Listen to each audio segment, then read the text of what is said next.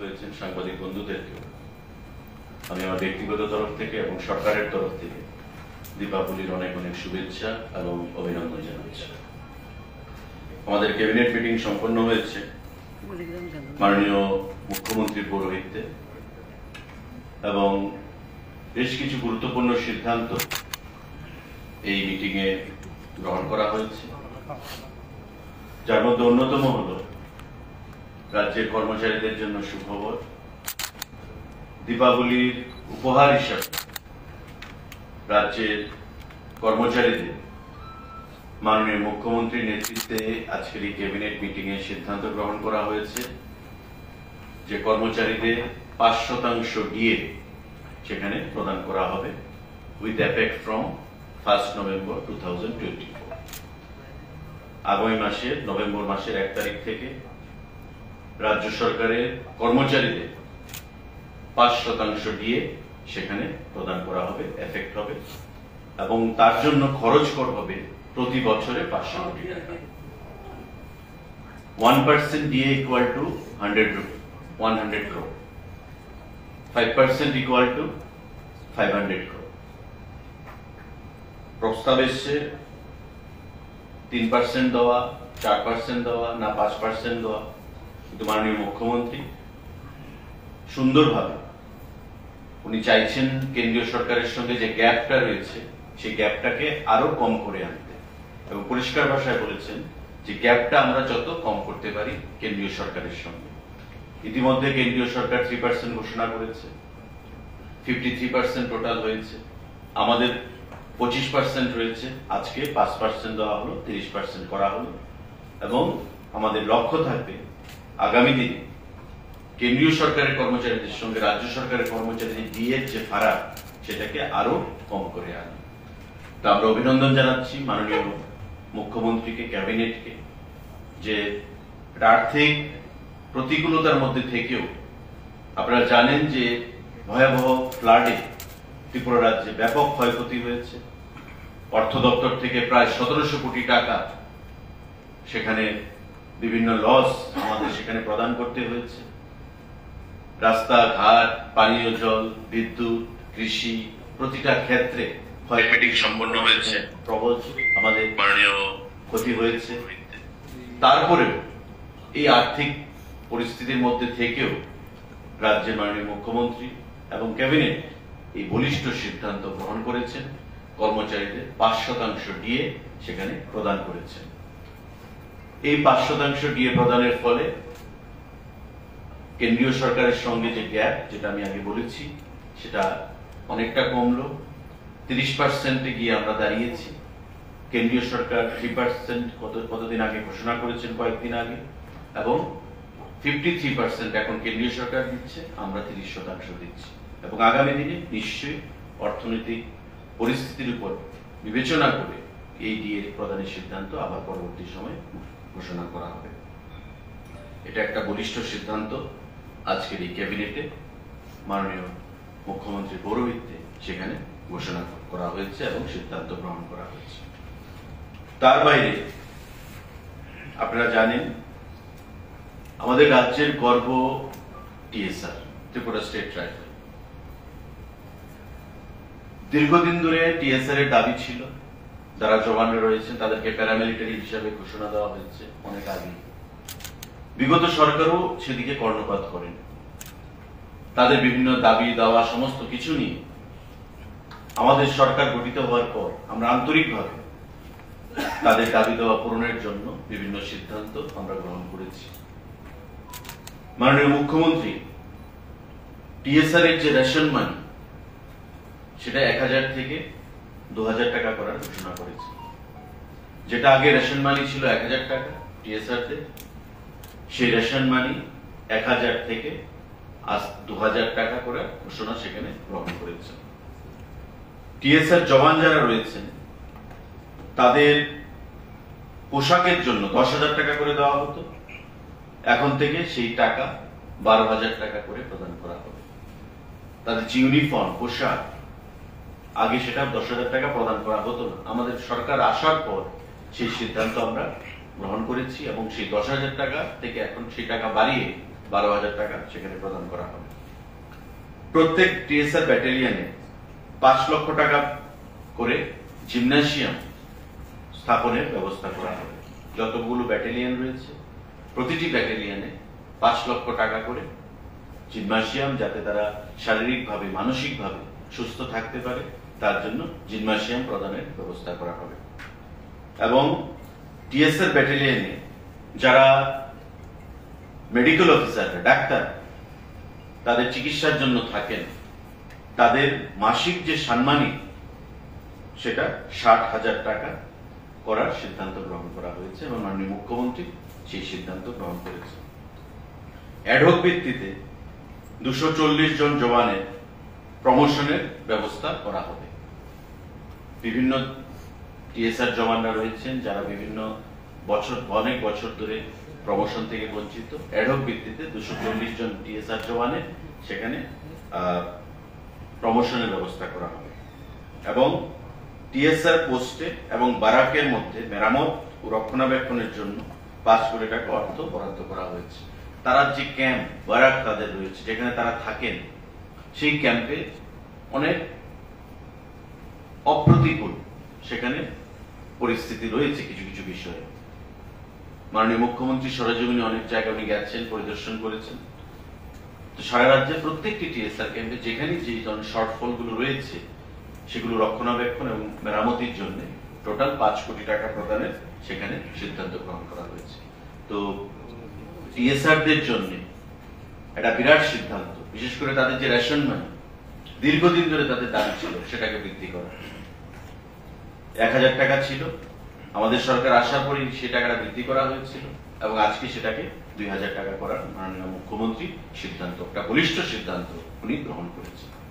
আমি প্রত্যেক টিএসআর জওয়ানকে অনেক অনেক শুভেচ্ছা জানাচ্ছি সরকারের তরফ থেকে এবং মাননীয় মুখ্যমন্ত্রীকে ওনার এই বলিষ্ঠ সিদ্ধান্ত গ্রহণ করার জন্য। রাজ্যের কর্মচারীদেরকে 5% ডিএ যে প্রদান করা হয়েছে এবং এতে করে প্রতি বছর 500 কোটি টাকা রাজ্য সরকারের কোষাগার থেকে খরচ করা হবে। এই যে বলিষ্ঠ সিদ্ধান্ত, এটা কঠিন সময় উনি গ্রহণ করতে পেরেছেন অন্যান্য রাজ্যের সঙ্গে, কেন্দ্রীয় সরকারের সঙ্গে তাল মিলিয়ে। তার জন্য আমরা ক্যাবিনেটের তরফ থেকে, আমার ব্যক্তিগত তরফ থেকে মাননীয় মুখ্যমন্ত্রীকে অনেক অনেক অভিনন্দন জানাচ্ছি, ধন্যবাদ জানাচ্ছি এবং রাজ্যের যারা আপামর কর্মচারী সমাজ উপকৃত হবে এই ডিএর মাধ্যমে তাদেরকে অনেক অনেক শুভেচ্ছা এবং অভিনন্দন জানাচ্ছি। আবারও সবাইকে শুভ দীপাবলির অনেক অনেক শুভেচ্ছা আমরা জ্ঞাপন করছি। আরো অনেক সিদ্ধান্ত কিছু রয়েছে, কিন্তু আজকে সেই সিদ্ধান্ত আমরা আর আলোকপাত করব না। আগামীকালকে আবার একটা সময় আমরা ক্যাবিনেট আমাদের যে ব্রিফিং সেটা প্রদান করব, কিন্তু আজকে অন্যান্য সিদ্ধান্তগুলো দিয়ে একসঙ্গে সেগুলো আপনারা কভার নাও করতে পারেন। তার জন্য আজকে এতটুকুই আমরা বলবো, ডিএ নিয়ে বা বিভিন্ন সিদ্ধান্ত নিয়ে টিএসআর এর উপর যদি কোনো প্রশ্ন থাকে আপনারা সেটা করতে পারেন। দীপাবলির আগাম শুভেচ্ছা জানাই আপনাকে। এই যে আপনারা ডিএ ঘোষণা করলেন, এর মাধ্যমে রাজ্য সরকারি কর্মচারীদের কত সংখ্যক লোক উপকৃত হবে? এতে করে যারা পেনশনার্স এবং যারা ইন সার্ভিসে রয়েছে, আপনারা জানেন যে পেনশনার্স এবং ইন সার্ভিসে মিলে প্রায় 2 লক্ষের কাছাকাছি আমাদের যে কর্মচারী সংখ্যা, প্রত্যেকেই উপকৃত হবে। এটা তো সমস্ত অংশের সরকারি কর্মচারীদের জন্য। যারাই সরকারি কর্মচারী এবং পেনশনার্সরা রয়েছে তাদের প্রত্যেকে সেখানে উপকৃত হবে। পরিষ্কারই সাবজেক্ট রয়েছে যে release for further instalment of DA to the state government employees, pensioners, and enhancement of rate of remuneration wages of fixed pay employees, DRWs, MRWs, PTWs, contingent, etc. তো যারা ইন সার্ভিস রয়েছে plus যারা pensioners প্রত্যেকে, including DRWs যারা রয়েছে, তারা প্রত্যেকে এটার আওতায় আসবে। আমার একটা প্রশ্ন ছিল যে টিএসআর এর যেটা পোশাক 10,000 টাকা থেকে 12,000 টাকা করা হয়েছে, পুলিশ কিংবা এসপিও তাদের পোশাকের ক্ষেত্রে এই ধরনের কোনো বৃদ্ধি করা হবে?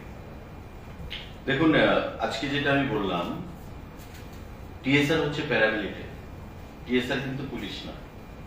TSR comes under paramilitary.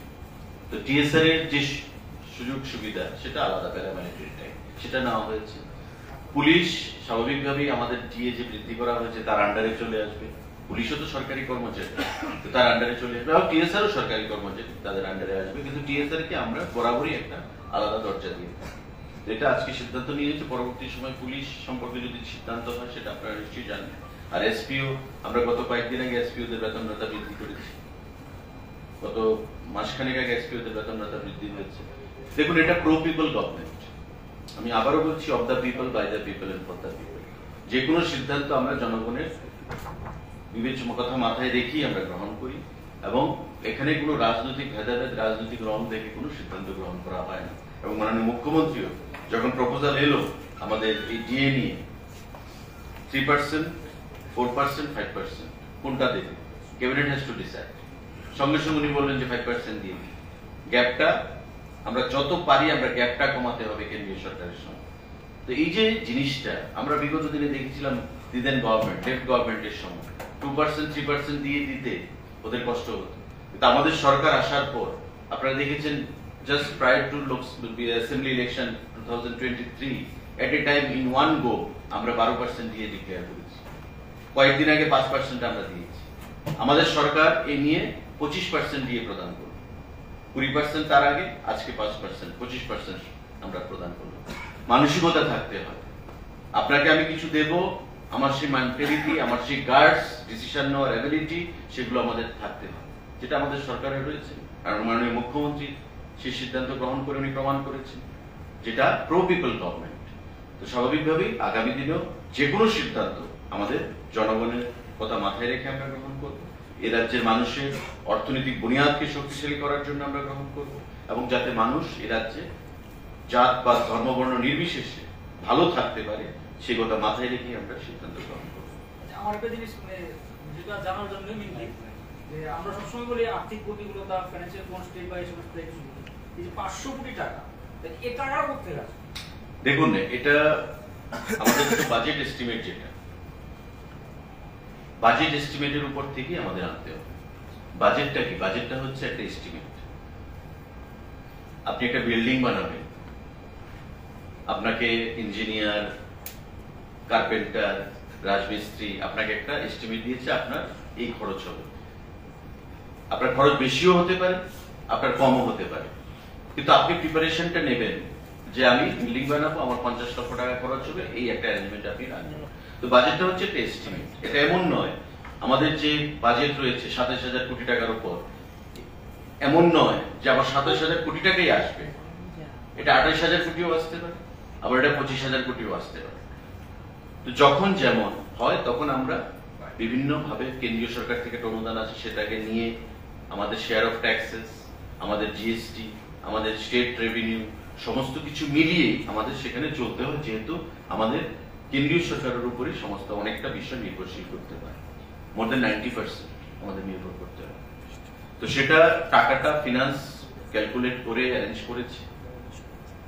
এখন ফিনান্স মিনিস্টার বলতে পারবেন বা সেক্রেটারি ফিনান্স বলতে পারবেন কিভাবে তারা অ্যারেঞ্জ করবে। সিদ্ধান্ত গ্রহণ করা হয়েছে, এবং ফিনান্স সেক্রেটারিকে যখন মাননীয় মুখ্যমন্ত্রী জিজ্ঞাসা করলেন বা আমাদের সিনিয়র মিনিস্টাররা জিজ্ঞাসা করলেন যে কি পরিস্থিতি ফিনান্সে রয়েছে, বলছে sir we can afford up to 5%, তার বেশি আমরা পারবো না বর্তমান সময়। তো এই যে দেখুন একটা জেনারেস অ্যাপ্রোচ, জেনারেসিটি, যে মানুষকে দেওয়ার, এবং মাননীয় মুখ্যমন্ত্রী বলছেন একদম 5% দিয়ে দিন, সেই জিনিসটা বড় কথা। এবং আমি আপনাদেরকে বলি যে আমাদের সরকার যতদিন থাকবে, যতদিন আছে, আমাদের কর্মচারীদের, রাজ্যের বেকারদের, আজকেও আমাদের কিছু কর্মসংস্থানের কিছু আছে ছোট ছোট বিভিন্ন দপ্তরে, আজকে আমরা বলবো না, কালকে বলবো সেগুলো নিয়ে। তো এগুলো কন্টিনিউয়াস প্রসেস, এগুলো চলতে থাকবে। যারা ভুল ব্যাখ্যা দিতে চায় আজকে তাদের মুখে চুনকালি, এবং তাদের একটা উচিত জবাব আজকে পেয়েছে এই ডিএ প্রদানের মধ্য দিয়ে, 5% ডিএ প্রদানের মধ্য দিয়ে। তো আমি আবারও আপনাদের অনেককে, সবাইকে ধন্যবাদ জানাচ্ছি, কর্মচারী সমাজকে ধন্যবাদ জানাচ্ছি, এবং আবারও শুভ দীপাবলির অনেক অনেক শুভেচ্ছা, অভিনন্দন। স্যার, আপনার দপ্তর নিয়ে একটা ছোট কথা বলুন। কনজিউমার অ্যাফেয়ার্স মিনিস্ট্রির যে প্রাইস ইন্ডেক্স কালকে এবং আজকে দেখলাম আমরা, মহারাষ্ট্র যেখান থেকে পেঁয়াজের সবচেয়ে বেশি সরবরাহ হয় 39 টাকা পার কেজি চলছে, মানে 3900 টাকা কুইন্টাল। আমাদের রাজ্যে 80 টাকা পর্যন্ত পৌঁছে গেছে পার কেজি পেঁয়াজ। এই ব্যাপারটা একটু যদি খোঁজা করে বলুন। দেখুন, এক হচ্ছে পেঁয়াজ কামস আন্ডার এগ্রিকালচার।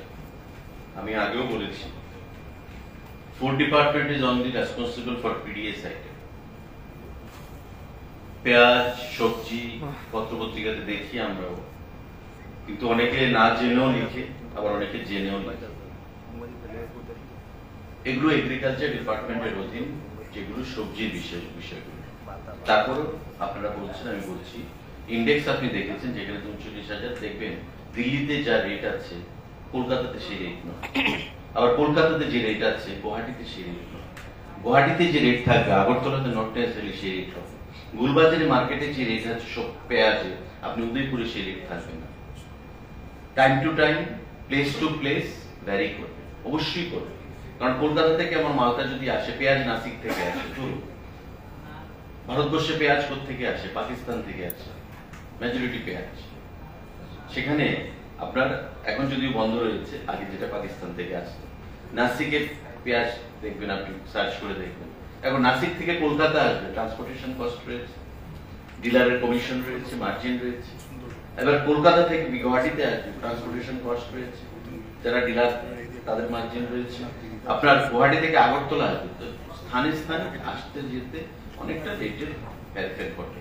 তারপর আমরা বলেছি যে কোন অবস্থাতেই কালোবাজারে আমরা বরদাস্ত করবো না। এবং আপনি দেখছেন যে খাদ্য দপ্তর থেকে বিভিন্ন দোকান, বিভিন্ন মার্কেটগুলোতে প্রতিনিয়ত আমাদের যে অ্যাভেলেবেল ম্যান পাওয়ার রয়েছে সেগুলো নিয়ে আমরা যাচ্ছি, রেড করছি, পেনাল্টি ইম্পোজ করছি। তো সেক্ষেত্রে দপ্তরের কোনো সেখানে শর্টফল বা দপ্তরের কোনো ধরনের ডিলিংস করতে গিয়ে দপ্তরের কোনো ধরনের সেখানে আপনার দুর্বলতা নেই। এটা আমরা করছি এবং করবো আগামী দিনে। কিন্তু এতে যারা কনজিউমার তাদেরকেও সজাগ থাকতে হবে, প্রতিবাদ করতে হবে যে সারা দেশে যদি রেট আপনারা মনে করেন যে এখানে বেশি হচ্ছে, কেন বেশি নিচ্ছে? কনজিউমার ফোরাম রয়েছে, কনজিউমার রিড্রেসাল ফোরাম রয়েছে, তাতে আপনারা সেখানে কমপ্লেন করতে পারেন। অপশনস আর দেয়, সমস্ত কিছু দপ্তর করে দেবে, এটাও তো ঠিক নয়। দপ্তরের ম্যান পাওয়ারের শর্টেজ রয়েছে এবং প্রতিটা ক্ষেত্রে আপনি ফ্লাডের পর আপনি ত্রিপুরা রাজ্যে দেখবেন সবজি অগ্নিমূল্য দাম, অনেক দাম বেড়ে গেছে। কেন হচ্ছে? প্রোডাকশন নেই। আপনি কৃষক সবজি বসিয়ে করেছেন, খেতে ফেলেছেন, প্রোডাকশন আসেনি, ফ্লাডে নষ্ট হয়ে গেছে, ওয়াস্ট আউট টোটালি। স্বাভাবিকভাবেই কৃষকদের মাথায় হাত, ফিনান্সিয়ালি অনেক লস। এখন যারা ব্যবসা করেন তারা তো, যারা প্রডিউসার তাদের থেকে কিনে নিয়ে ব্যবসাটা করতেন, এখন তারা মেঘালয় থেকে আনছে, গুয়াহাটি থেকে আনছে, পশ্চিমবাংলা থেকে আনছে। তো বেশি রেট দিয়ে কিনতে হচ্ছে, বেশি রেট দিয়ে কিনলে অটোমেটিকলি বিক্রিও বেশি রেটে করতে হবে। তো সেই জিনিসটা এগুলো ফ্লাকচুয়েশন হয়। আমি বলবো যে খাদ্য দপ্তরের তরফ থেকে যথেষ্ট ব্যবস্থা গ্রহণ করা হয়েছে, আগামী দিনেও সেই জিনিসগুলো মাথায় রেখে আমরা যা ব্যবস্থা গ্রহণ করব। বন্যার বিষয় নিয়ে কিছু জিজ্ঞাসা নেই, টাকা টুকা এখনো অনেক জায়গায় কি ঢুকে কমপ্লিট হয়েছে না কিছু বাকি রয়েছে কি? বন্যা মানে যে টাকা পাওয়া গেছে না বিভিন্ন জায়গায় অনেক দেওয়া হচ্ছে, রাজ্যে কি সব জায়গায় দেওয়া হচ্ছে না কিছু বাকি রয়েছে বা কোন কোন জায়গায় পেন্ডিং রয়েছে? সে তো তথ্য আমার কাছে রেডিলি অ্যাভেলেবল নেই, এটা এসডিআরএফ থেকে রেভিনিউ ডিপার্টমেন্ট বলতে পারে। আচ্ছা, ট্যুরিজমের বিষয় একটা আমাদের দেওয়ালে এসেছে, মাতাবাড়িতে মন্দির নির্মাণের কাজ চলছিল, কবে কমপ্লিট হবে? এটা হয়ে গেছে, 95% কাজ কমপ্লিট, আপনার ফিনিশিং কাজ চলছে। জানুয়ারি মানে ডিসেম্বরের মধ্যে তো কাজ কমপ্লিট হয়ে যাবে। তারপর আমরা ট্রায়াল রানের জন্য 15-20 দিন বা 1 মাস সময় রাখবো, জানুয়ারিতে inauguration. That's for sure final inauguration হয়ে যাবে। কত টাকা খরচ? এটা কেন্দ্রীয় সরকারের প্রসাদ স্কিমে এখন পর্যন্ত প্রায় 38 কোটি টাকার মতো, মানে আগে ডিপিআর ছিল কিন্তু এটা ডিভিশন হয়েছে, টাকা বৃদ্ধি পেয়েছে। পরবর্তী সময় ফিনান্স ডিপার্টমেন্ট থেকে 7 কোটি টাকার উপর প্রদান করা হয়েছে এবং সর্বসাকুল্যে সেটা আমাদের প্রায় 50 কোটি টাকা, 51 কোটি টাকার উপর সেটা খরচ হচ্ছে সম্পূর্ণ।